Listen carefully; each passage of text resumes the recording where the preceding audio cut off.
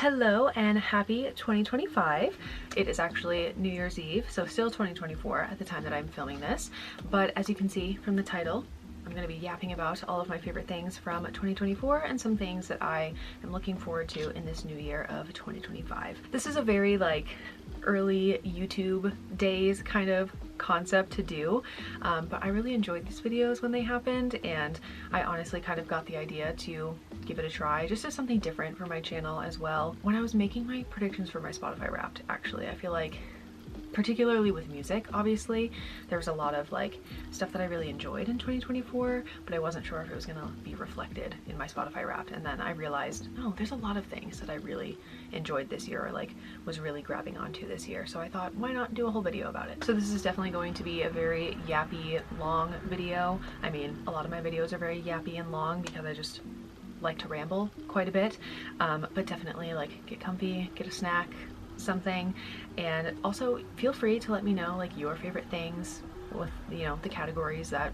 I have included, or if you have any other favorite things, definitely feel free to share. And then I don't know if I really need to say this, but I feel like I should just to cover my bases, but anything any of the companies or products that I end up talking about in this video, I'm not being sponsored or paid by anybody to talk about these things.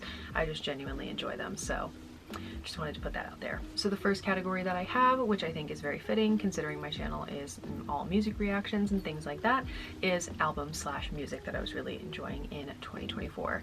So a lot of this was, I guess, kind of covered in my Spotify Wrapped video. If you have not seen that, definitely go watch it.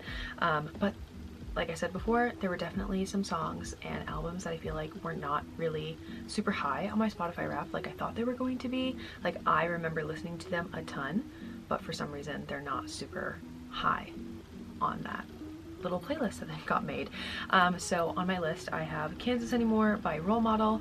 This one I found Role Model August, September kind of time. He just kind of popped up on my Twitter and TikTok feed. That's usually how I end up finding new things, to be honest, is all of a sudden they just kind of infiltrate my entire existence on the internet.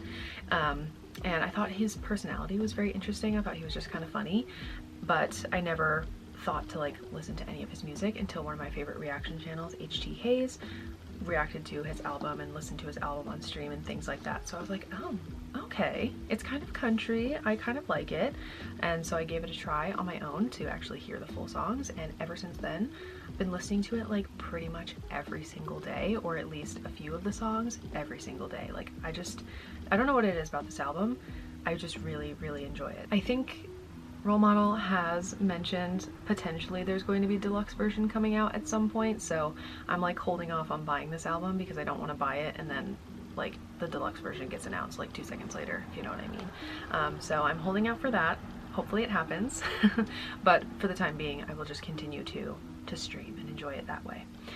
So then next up is, and I feel like this is not a surprise, Short and Sweet by Sabrina Carpenter.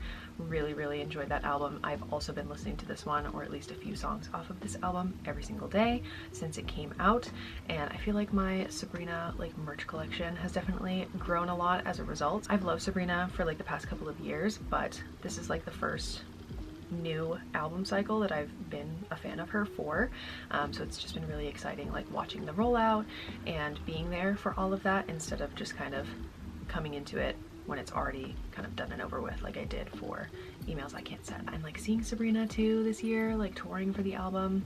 Very exciting. And I think with this album, some of the songs that I put a little bit lower on my ranking, whatever that was, I don't remember what it was at this moment, but I think some of the songs that were a little bit lower at the time, they've definitely moved up. I think Juno was somewhere towards the bottom, or close-ish to the middle, but I love that song. It's just definitely moved up. I love the "Have you ever tried this one" trend on TikTok. I think it's so funny.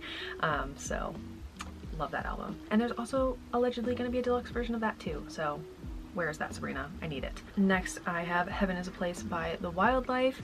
The Wildlife is a band that I've known about for a couple of years now, and they also released an album last year that I very much enjoyed and ran into the ground, and Heaven is a Place is one that they released this year, I think a week or 2 weeks before Sabrina's album. But this one is also one that I've been listening to every single day, or have been listening to at least a few of the songs every single day. It's just so good. I feel like everything that The Wildlife releases I just really enjoy, and I'm really sad that I was not able to see The Wildlife on tour this year. I think they were touring at the same time as Sabrina, and I just could not make seeing both of them work. Like the tour dates were like super close together, but like with work and stuff like that, it just wasn't gonna happen. So hopefully I'll be able to see them tour soon at some point because they're amazing. I love their music and they're just such nice guys. So definitely, if you don't know The Wildlife or if you haven't listened to this album, go listen to it. It's so good. Highly recommend. I also got into Chapel Roan this year, as did everybody else. I feel like she's had a really huge year and she's just kind of skyrocketed. But I would say for The Rise and Fall of the Midwest Princess, I listened to, I would say, about like half of the album. I have listened to the whole thing, I think a couple times, just to hear everything, but I really tightly grabbed onto like 5 or 6 of the songs and then just never looked back. So I definitely want to give the full album another listen and, you know, give those other songs a try. But I've been really enjoying Chapel. I think she's so talented, and just her music is so fun and just puts me in a good mood when I listen to it. So really enjoying her, and you know, I'm excited to see where things go. Next we have Guts by Olivia Rodrigo, which I was really heavily listening to, I would say earlier on in 2024, probably around like April, May kind of time, but I really heavily had this in my rotation. I was listening to it all the time, especially in the springtime, and I'm really sad that I did not get to see her on tour. I really wanted to go maybe to like Boston or New York, but the tickets were like all sold out. Like they looked like they were there, but then they weren't, and then I don't know, it was just very confusing. But I'm really sad that I didn't get to go. However, I very much enjoyed the like Netflix tour movie, I guess you would call it, so I can kind of see the performances that way. I, like everybody else, also got into Cat's Eye this year. I think they debuted in the spring this year. I totally like missed out on that, but once Touch started blowing up and it was kind of everywhere, that is when I found them, I think over the summer, and I've been really enjoying their music. It's just very catchy, and I binged the entire like Netflix documentary about, you know, the group being put together all in one day, like last month or something like that. I've just been really enjoying them, and they're just so talented, and I love their chaos as a group together, and just been listening to their album pretty heavily. And then just have like a few singles, I guess, next. So Summer Clothes and Let Go by Grayscale. These are 2 of the singles for their upcoming album, The Heart, that comes out on January 31st. Mark your calendars. I'm very excited for that album, actually. That is on my list for later in this video. But these 2 are my favorites of the singles that they've released so far. I think they've released like 5 songs, 5 or 6. These 2, absolutely my favorites. Let Go is one they performed last year at their holiday show, and I was not lucky enough to go see it in person, but I did watch the live stream of it, and I was so obsessed with that song ever since that performance. Like I went back and I screen recorded the live performance, and I would watch it like every single day. So when they started teasing that they were going to release this song, oh my god, I was so excited. But now that, you know, I have the song and Summer Clothes, I would say Summer Clothes is actually my favorite. Like something about that song is just so addicting to me, and I honestly ruined my video from that concert, like for their holiday show this year when they performed the whole album. I ruined my video of Summer Clothes. Like I needed to have a video of it, but I was on the barricade, so I didn't need to hold my phone like way up here to get the video. I was just kind of holding it like close to my mouth. What a mistake. I can hear myself loud and clear, like screaming the lyrics of that song. I love it so much. So Grayscale, did you put crack in that song? Because. And then some more singles that I really enjoyed are 360 and Sympathy is a Knife by Charlie XCX. I did listen to Brat, but I didn't like fully immerse myself in the Brat summer era that everybody else was having. Most of the album just wasn't really for me. I'm not like a huge Charlie XCX fan, but I did want to give it a try because I have FOMO, and obviously like my whole feed was all about the album and people making jokes and references to the album, so I wanted to make sure that I listened to it in a timely manner during Brat Summer. But 360 and Sympathy's a Knife are definitely the 2 that I really like off of the album, and I just have never let them go since. I listen to them pretty much every single day, so there's that. And then lastly, just some like general music that I've been really enjoying, and I said this in my Spotify rap video too, but I have had a lot of nostalgic moments this year and just gone back to listening to things that I used to listen to all the time. as a kid, which was a lot of country music, to be honest, which feels crazy now that I'm like a huge K-pop stan and like huge like pop girly.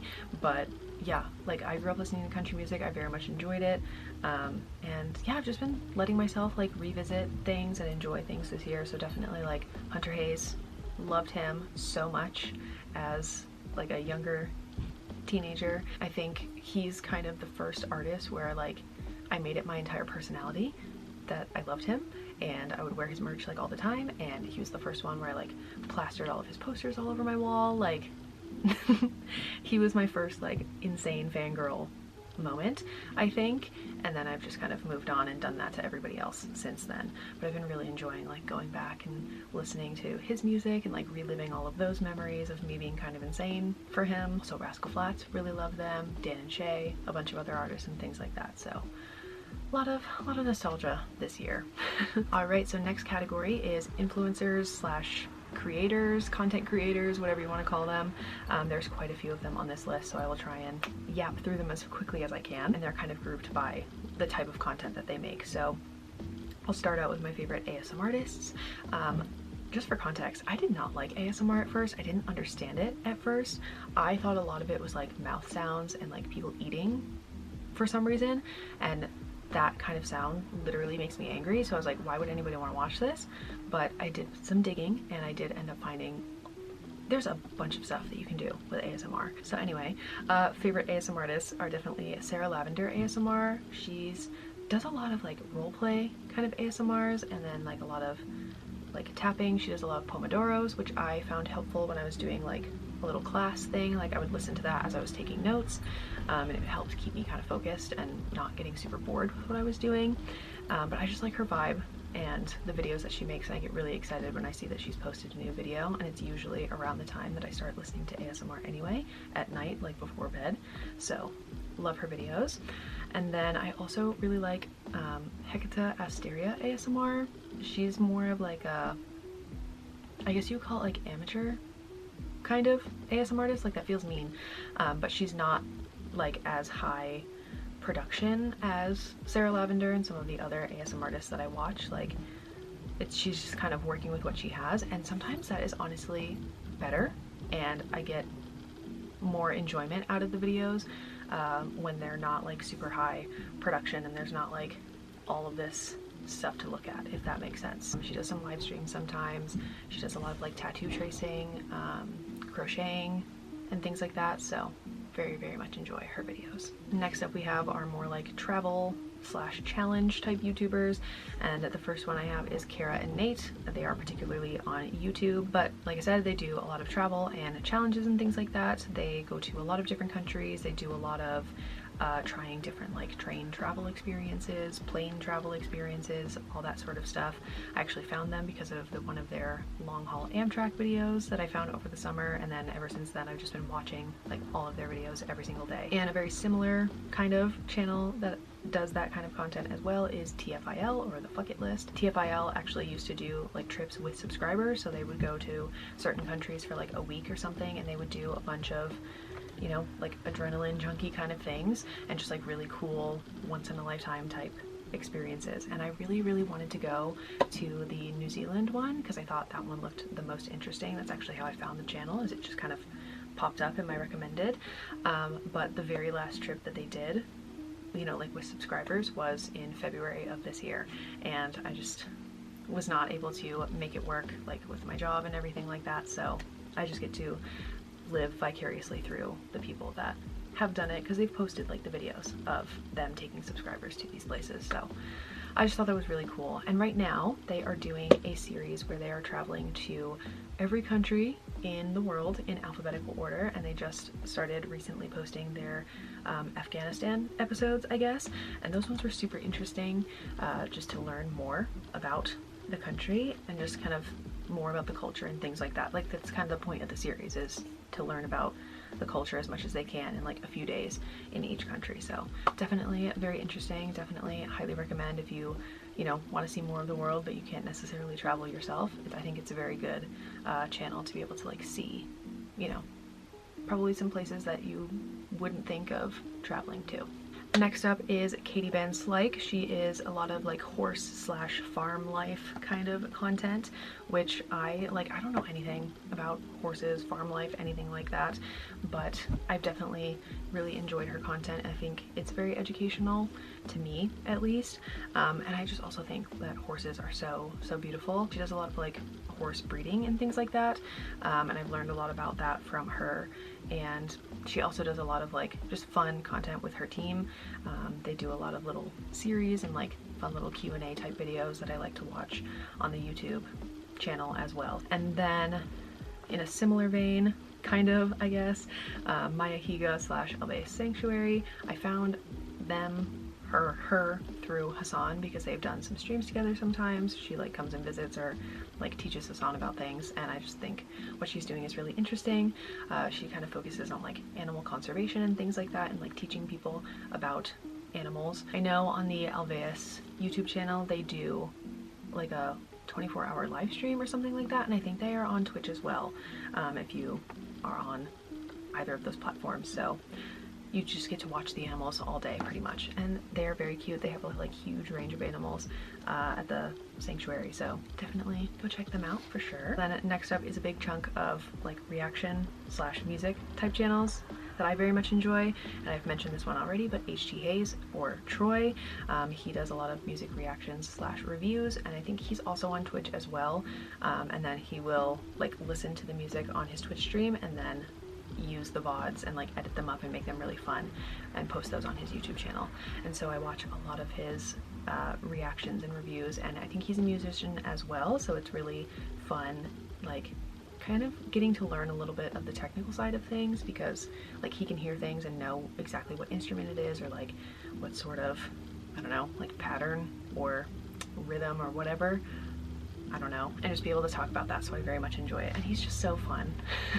Like I wish I could be that like crazy and excited. I wish I could like dance around and stuff like that in my own reactions, but it's very fun watching him do it. So love him. Highly recommend his channel. I also love Reacts by Ash slash Ashley Ippolito. She is a huge like pop girly, definitely a huge Sabrina fan. Love her videos about Sabrina. She also likes Cat's Eye actually, which is very exciting, but I love her videos and her music reactions and album rankings and things like that. We have very different tastes, so like sometimes her rankings for the albums are like so mind-blowing to me because it's like the polar opposite of what my rankings are, but very much love her vibe. She's just such like a cool person, so very much enjoy her videos. And then New Chapter Reactions, they are a K-pop reaction channel. I think I found them during 8 era, I want to say, like over the summer, but they like kind of react to everybody pretty much in K-pop and like a lot of things. They do a lot of obviously music video reactions, dance practice reactions, like some of the content, like YouTube content that groups put out, like Skiz Code and things like that. So very much enjoying them. I feel like I've been watching their videos like every day, and I'm like commenting on them all the time, so I feel like I'm being really annoying about it, but it's fine. And then some other things that are like mostly on TikTok now. Meet Me in the Media Center. This is like very wholesome, fun content that just again happened upon my feed and then just really ended up enjoying it. But this is the book return game essentially. So this lady, she works at a library in a school, and she just plays a game of, is the book late? Is it on time? Is it on hold? Is there a note? Something like that. And it's just fun kind of seeing what books are like most popular in her school, I guess. I don't know. It's just very wholesome, like good content to balance out all the bad in the world, so very much enjoy that. And Miss Redacted slash a Walmart parking lot, she is on TikTok, YouTube, and Twitch. She does a lot of like current events. She's a history teacher, so she talks about history as well, and like pop culture kind of things. So she also does streams on Twitch pretty much every week, and she'll do like kind of an educational stream. So she would do streams about like sister wives and like pop culture kind of things, but then also streams about history and things like that. I'm gonna just make it like really kind of fun and like very blending like pop culture with history and things like that. So two of my favorite things essentially, but I love her videos and I love her takes on things too. I also love the Recess Therapy TikTok slash YouTube channel. This is a lot of just like I think it's little kids like interviewing celebrities a lot of the time, or it's just, I don't know, kind of like the guy that runs the channel, maybe, I don't know, interviewing them and asking them questions, and I just think it's so cute, hearing their answers to the questions, and some of them are so chaotic and so cute and so fun. I think Miles is definitely my favorite. He's quite the character. I love Miles. But yeah, I love that channel so much, so that's another like cute little wholesome one for sure. And then these last three, I feel like them all grouped together is definitely one of my favorite things, but Drew Wallow, Caleb Heron, and Brittany Broski. Oh my god. I've loved Drew for a while, ever since I found her on TikTok, and Brittany as well. I've loved her for a while, but like them together is such an amazing duo. And then with Caleb as well, oh my god. I cannot tell you the amount of times that I've rewatched all of their podcast episodes where it's just two of them together, or where it's all three of them together. Like, they are so funny, like, and it never gets old either. Like, when I'm doing my rewatches, I laugh every single time. Like, I'm just thinking about, there's one clip from, I want to say it was Drew's podcast, the comment section with both of them on it, and it was the story about Cooper and the cologne. Every time I see that clip pop up on TikTok, I have to watch it. It's so funny. So I love all three of them together. Like, Caleb is so funny, Drew is hilarious, Brittany's hilarious. Like, I just love all of them so much. So I need more content of the three of them together. I need, you know, I need Caleb on Royal Court. Drew's already been on it, but I need Caleb on there. I just love the three of them together, so hopefully there will be more of them interacting and things like that in 2025, because they're amazing. I'm obsessed. My next category is skincare. So for years now, actually, I've been very much into skincare and like my skincare routine, and that is from watching Joan Kim. I found her, I don't know, like forever ago, 7 years ago at this point, something like that, and she is where I learned a lot about like Korean skincare, and it's been quite the journey with, you know, finding what works best for me. I have like very sensitive skin, a lot of like acne and scarring and things like that, so it's been quite the journey finding stuff that works for me, and I feel like I've gotten a really good routine down, and I've found a lot of products that really work for me this year. Pretty much everything is K-beauty on this list, to be honest. Definitely I love the Tony Moly Mochi / rice toners. They're like huge, like the size of my head bottles, so they last a really long time, but they're very good for dry skin. I definitely have dry skin, especially in the winter time, but I also have eczema a lot on my face and like in my hairline and things like that, so I feel like it's very helpful having super moisturizing things there, and I feel like they really help. The Real Cica exfoliating pads from Neogen I've also been really enjoying. That's something new that I've tried this year, but I feel like it's a very quick and easy like exfoliator, like one step kind of thing. The Neogen Cica foam cleanser I feel like is very gentle for my skin, as well as the COSRX Good Morning gel cleanser. I use those two kind of interchangeably, but they're just both very gentle, which my skin needs, especially when my eczema is flaring up and things like that. Another new product that I tried this year, also from Neogen, is the Real Heartleaf moisturizer, I think is what the line is called. It smells really good, and I feel like it makes my skin nice and soft and really helps with calming down my little eczema patches. I feel like I'm going to talk about eczema a lot. Sorry.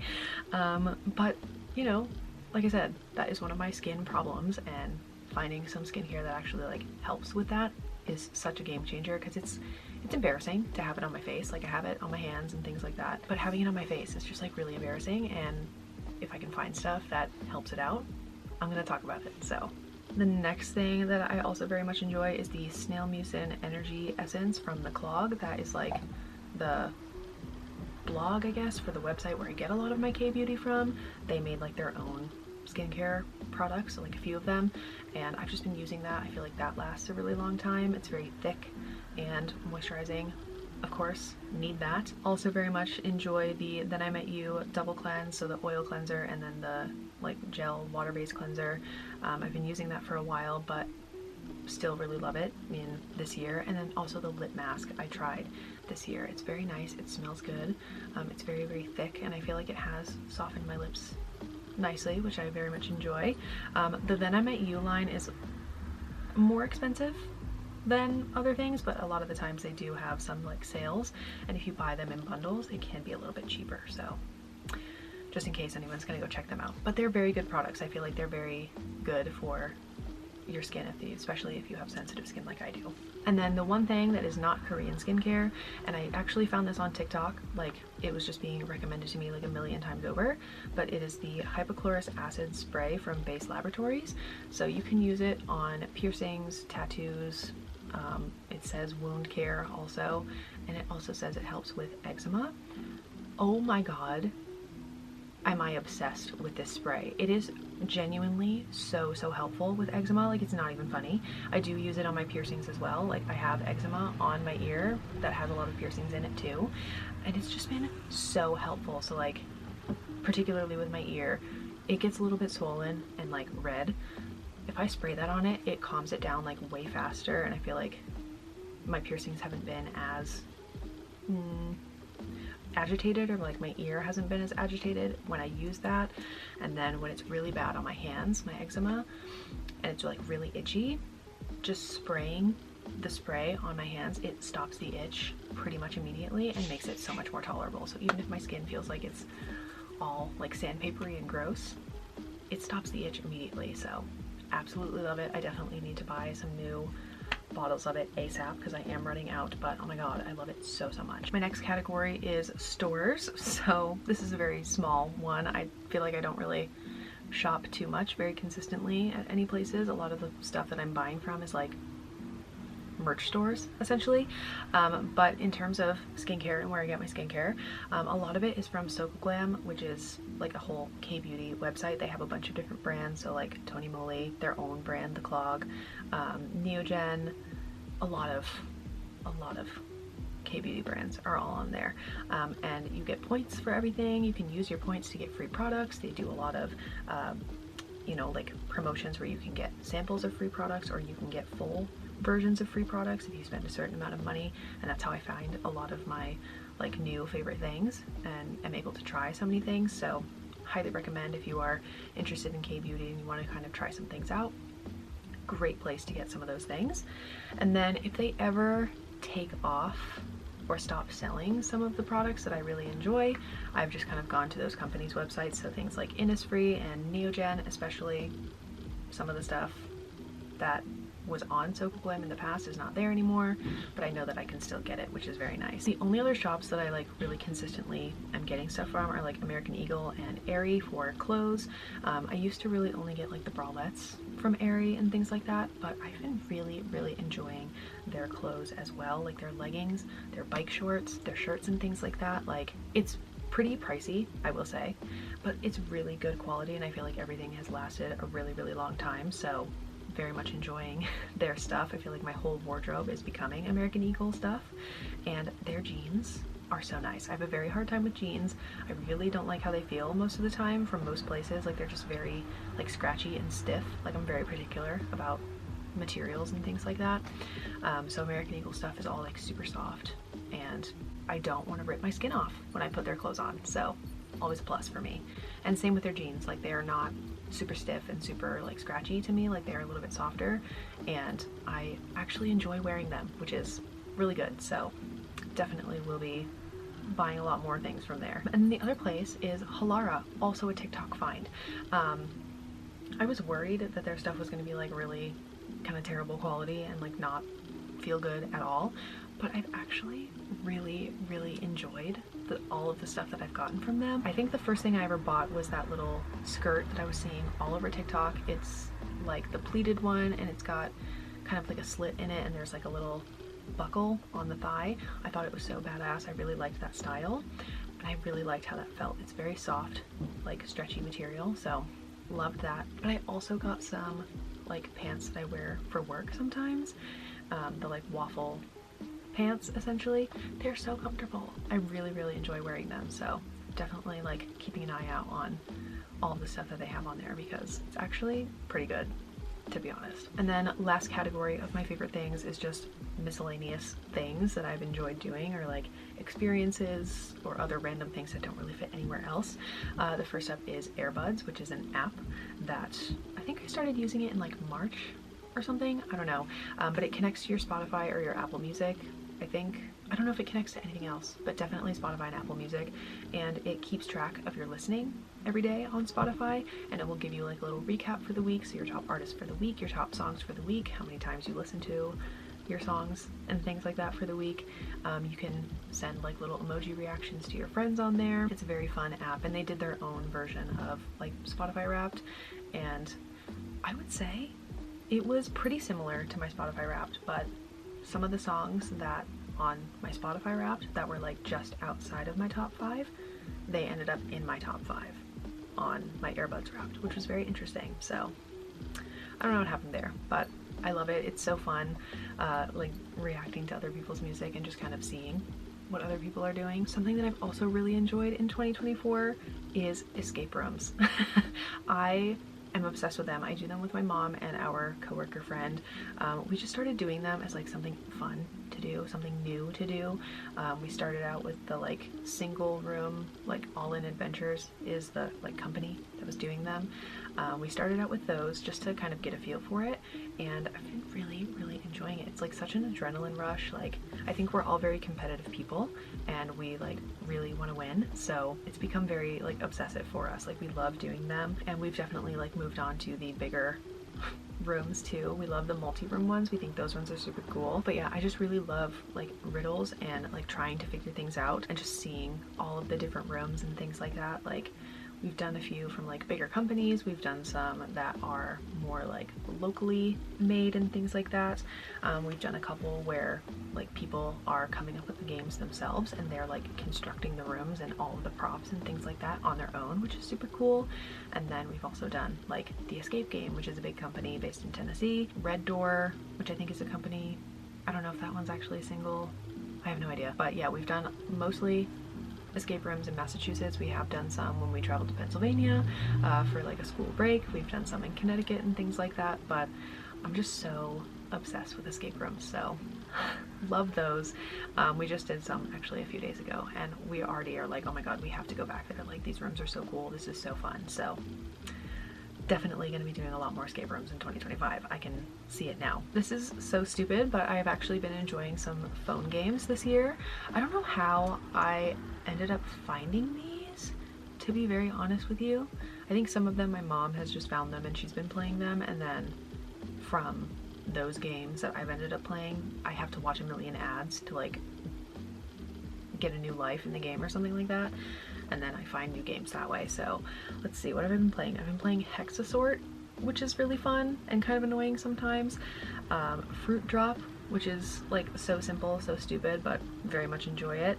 And Bus Out, I think. I've been playing that one a lot recently, and I've like found them all because they've ended up being ads on each other's games. They're just so stupid and like mindless games, but I very much enjoy them. I'll just be like doing them while I watch TV, or like playing them on the train when I'm, you know, traveling for a concert or something like that. They're so stupid, but I love them. Next up is Crumble. I don't care if you don't like it. I've seen a lot of people like hating on Crumble and just like saying it's not even that good. I don't care. I have a sweet tooth. I enjoy cookies a lot, and I think it's cool that they're switching out the flavors every single week, and I like to try the new flavors. I also really enjoy that the cookies are like raw in the middle. That's my favorite kind of cookie, so I really enjoy Crumble. It is a trek to get there every single time, so very dedicated to it. But I mean, it's not good. I definitely should like dial back how much I have the cookies, but the flavors are too good to like not try, so there's that. And then this is kind of in line with escape rooms, I guess, but logic puzzles. Oh my god, I loved doing logic puzzles as a kid. I feel like my teachers would always give me, or you know, they would always have them like on hand, so if you finish something super early, they would give you something else to do so that you're not like disrupting everybody else. I loved doing logic puzzles. I just love the challenge of like trying to figure things out, and like, yeah, just the challenge of trying to figure things out. So I have like a few different little logic puzzle workbooks, and they're very fun, and I love doing like even bigger ones that are more complicated. And one of the escape room companies, actually, they have like virtual escape games and escape rooms that you can do, and then they also do send out like extra little logic puzzle things, so I very much enjoy doing those. Just something about it is just so fun to me. So, but yeah, those are all of my favorite things, at least that I could think of, that I was really enjoying this year. I think I probably have forgotten some things for each of the categories, but that is as much as I can remember. So now on to my things that I'm looking forward to in 2025 / goals that I have for this new year. First and foremost, I am very much excited for Grayscale's new album, The Heart, that comes out on January 31st. So this month, at the time that this video is coming out. Obviously, I've heard all of the new singles already, which is about half of the album-ish. And I've also heard the whole album in full as well, actually, because they performed it at their holiday show this year, which I was able to go to. Thank goodness. But I'm so excited for the album. Some of the songs I'm very excited to hear the studio versions of. Talking in My Sleep, Some Kind of Magic, really enjoy, and Painting Over You. I'm very, very excited. Oh, and Through the Landslide. That one as well. So very excited to hear the full thing. I actually do have a vinyl copy of the album that I could listen to right now if I wanted to, but I think I kind of want to save it for actual release time and just wait until then. Also very, very excited for Stray Kids Stadium Tour and going to see Stray Kids in DC with my friend Missy, and just to see her again. I have not seen her in person since Global Citizen Fest last year in 2023, or I guess 2 years ago now. It's 2025 at the time this video is coming out. But yeah, I'm super, super excited. I'm so glad we were able to get tickets. It was an absolute bloodbath. It was torture sitting in that queue for like 30 minutes. We were all trying to get in, and like mine was the only one that was moving.